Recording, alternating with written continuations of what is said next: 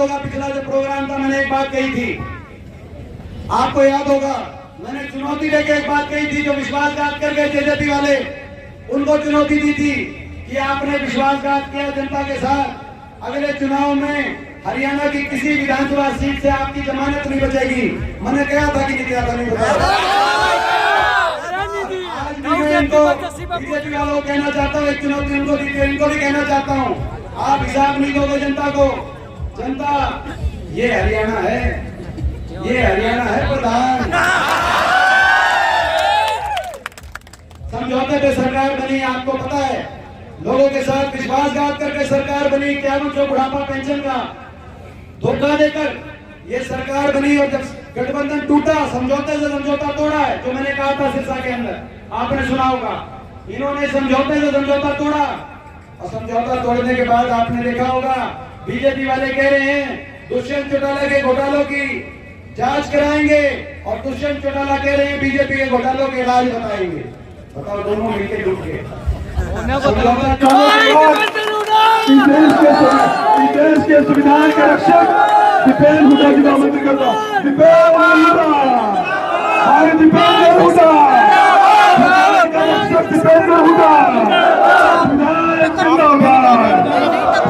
मैं आप दीपेंद्र जी को आमंत्रित करता हूं। संविधान के रक्षक, जय संविधान का आंदोलन लेकर चलने वाले हम सबके बड़े भाई, जननायक, दलित पिछड़े किसानों की आवाज दीपेंद्र हुड्डा जी। भाई दीपेंद्र हुड्डा जिंदाबाद, जिंदाबाद, जिंदाबाद। दीपेंद्र हुड्डा जिंदाबाद, जिंदाबाद, जिंदाबाद। राम राम जी सबको, राम राम, राम राम। हमारे बीच में हमारे हरियाणा के की राजनीति में संघर्ष के प्रतीक के रूप में जाने वाले और आपके सांसद, जिनको आशीर्वाद देकर आपने दिल्ली जिनकी जिम्मेदारी लगाई है आपकी लड़ाई लड़ने के लिए, आदरणीय जयप्रकाश जी, हमारे आज कार्यक्रम में उपस्थित सभी वरिष्ठ नेतागण, नागनोन, सभी साथी जिन्होंने आज मिलजुल कर इस कार्यक्रम को सफल बनाने का काम किया है।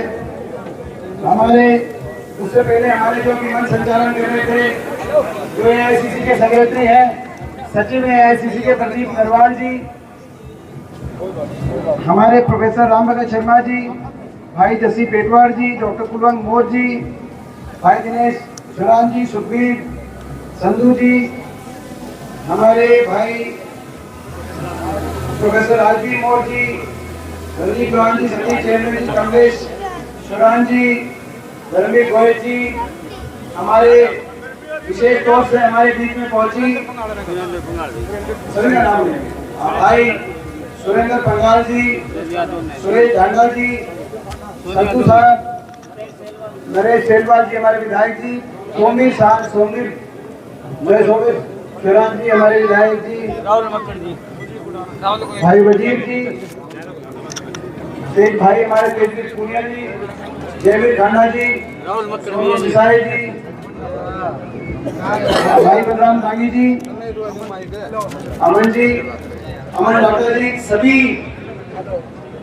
और हमारे विशेष तौर से हमारे बीच में पहुंची है एनसीपी, जो हमारे इंडिया गठबंधन की एक पार्टी है, राष्ट्रवादी कांग्रेस पार्टी, उनकी तरफ से भी हरियाणा मांगे हिसाब कार्यक्रम का समर्थन किया गया, उनका धन्यवाद करते हैं। हमारी बहन सोनिया गोविंद जी और हमारे सभी साथी, किसी का नाम रह भी गया हो, लेकिन आप सब नागनौर हल्के के कांग्रेस पार्टी के सभी कार्यकर्ता, पिता तुल्य बुजुर्ग, नौजवान साथी, माताएं बहनें, आज 10 साल बीजेपी की सरकार, 10 साल इस बीजेपी की सरकार ने हरियाणा को विकास और खुशहाली की पटरी से उतार दिया। तो 10 साल की सरकार के बाद बीजेपी की सरकार से इन 10 साल का हिसाब मांगना चाहिए कि नहीं मांगना चाहिए, मैं आपसे पूछना चाहता हूं। आज से 10 दिन पहले कार्यक्रम ने अभियान शुरू किया, हरियाणा मांगे हिसाब, और 15 सवाल बीजेपी की सरकार के लिए हमने जारी किए कि इन 15 सवालों का जवाब दो, लेकिन एक भी सवाल का जवाब देने की बजाय बीजेपी की तरफ से जवाब आया कि हम हिसाब नहीं देंगे, हम तो हिसाब कांग्रेस से ही मांगेंगे, हम तो हिसाब उद्धव साहब से मांगेंगे, हम हिसाब नहीं देंगे। हमने 15 सवाल जारी किए। देश में 10 साल की सरकार के बाद देश में सबसे ज्यादा बेरोजगारी आज हरियाणा में क्यों है? हरियाणा का नौजवान आज बेरोजगारी की गर्त में, कहीं डिप्रेशन में, कहीं नशे की तरफ, कहीं अपराध की तरफ, कहीं अपना घर बार बेच के धमकी के रास्ते विदेश जाने पे मजबूर क्यों हो रहा है? देश में सबसे ज्यादा अपराध आज हरियाणा में क्यों है? देश में सबसे ज्यादा नशा, पंजाब से भी ज्यादा नशा आज हरियाणा में क्यों आ गया? आज गरीब आदमी की सारी स्कीम्स को बंद करने का काम इस सरकार ने क्यों किया? चाहे 100 गज की प्लॉट की स्कीम हो, चाहे मिड डे मील की स्कीम हो, चाहे पीने के पानी की टंकी टूटी की व्यवस्था की स्कीम हो, चाहे स्कूल के अंदर वजीफे की स्कीम हो, गरीब की सारी स्कीम को बंद करने का काम क्यों किया गया? हर वर्ग को सड़क पर आने पे मजबूर इस सरकार ने क्यों किया? छोटे छोटे बच्चों से लेकर 500 स्कूलों में धरने हुए, 5000 स्कूल बंद कर दिए थे सरकार ने, आपको याद होगा। छोटे से स्कूल के बच्चों से लेकर धरना लेना पड़ा पहली, दूसरी, तीसरी, 5वीं क्लास के बच्चों को। आप सोच सकते हो, स्कूल के बच्चों से लेकर और हमारी बेटियों तक, जिनको दिल्ली जंतर मंतर पे धरना देना पड़े, अपने ये न्याय मांग रही थी वो बेटियां।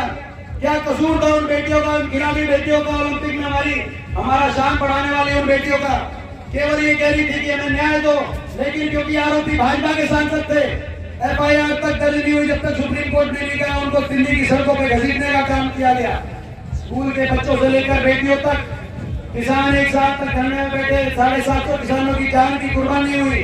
किसानों से लेकर कर्मचारियों, शिक्षकों और सरपंचों तक, आंगनबाड़ी आशा वर्कर से लेकर आरती और व्यापारियों तक, हर वर्ग को सड़क पे बैठना पड़ा। इन 10 साल में हर वर्ग की अनसुनी हुई, हर वर्ग के साथ अन्याय हुआ, और जब न्याय किसी वर्ग ने मांगा तो उस वर्ग के ऊपर लाठियां बरसाई गई थी, गोलियां बरसाई गई।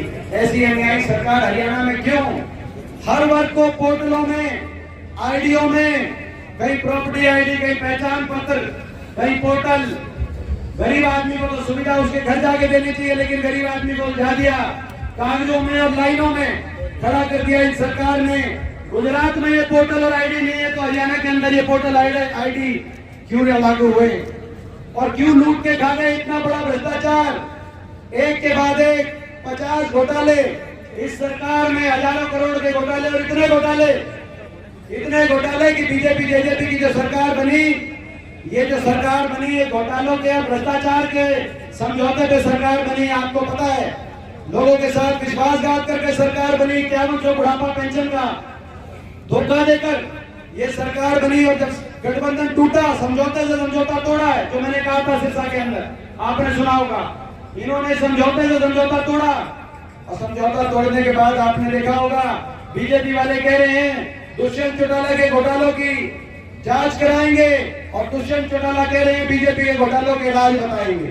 बताओ, दोनों मिलकर टूट गए, समझौता टूट के एक दूसरे को बता रहे कि वो घोटाला कर गया, वो घोटाला कर गया।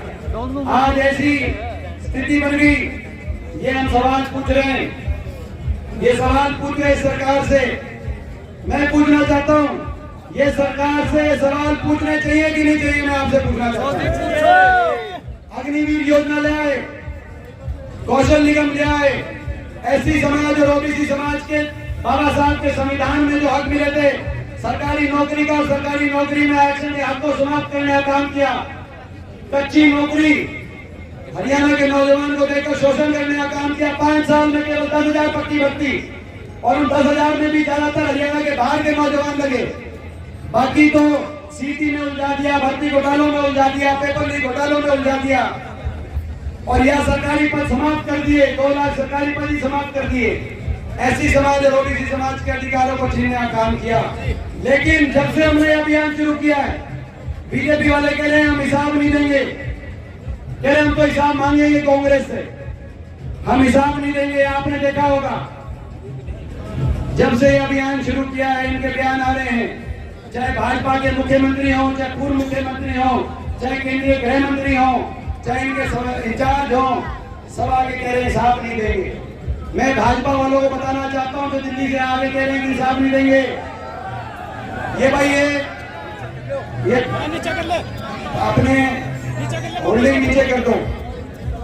ये जिनके पास ये तख्ते हैं, तख्ते नीचे रखना। जब चलेंगे आप हमसे पीछे चलना, तब तक की आप उठा लेना, कोई दिक्कत नहीं। अभी नीचे रखना। में देखिए सारी हाजिरी लगी है आपकी। मैं तो जो बीजेपी वाले कह रहे हैं कि हम हिसाब नहीं देंगे, उनको मैं कहना चाहता हूँ, ये हरियाणा है, ये हरियाणा है प्रधान। ये यहाँ हिसाब हम सीधे हो सकते हैं। हरियाणा का आदमी सीधा है, सच्चा सूदा सादा है। हम ठगे भी जाते हैं, लेकिन जब ठगे जाते हैं तो भाई हिसाब भी हम लेते हैं। और आप हिसाब दो, आपको हिसाब देना होगा, आप सवालों का जवाब दो, नहीं तो चुनाव आएगा, आपका हिसाब चुकता कर देंगे। मैं आज कहना चाहता हूँ,